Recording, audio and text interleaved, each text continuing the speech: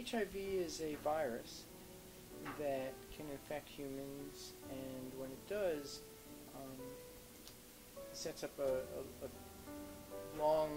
long-standing chronic infection, and over the course of months or years, gradually destroys some of the key cells in the immune system and leaves people susceptible to getting a number of infections that they otherwise would be able to resist.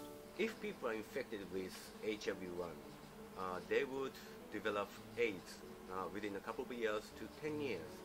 And if no treatment is available, about 50% of them would die within a year.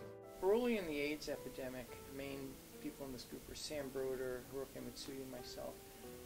Decided to try to develop therapies. There were no effective drugs at the time.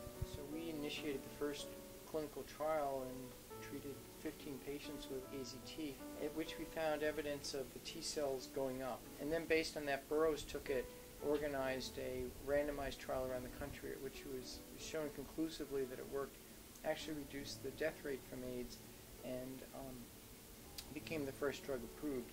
We tested DDC next, and the third one we tested, which was DDI, which was a little trickier to develop but looked a bit better in the test tube. And in fact, clinically, we saw what we thought were very, very good results with the DDI. DDI is now called didanosine, and this became the second drug that was approved for AIDS.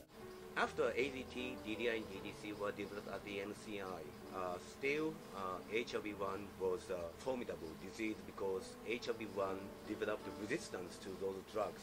So in collaboration with Dr. Alan Ghosh of Purdue University, we got the prototype to darunavir, which was very, very potent against a wide spectrum of drug-resistant HIV variants. It was estimated back in 2003 that these drugs had saved over 3 million person-years in the United States alone.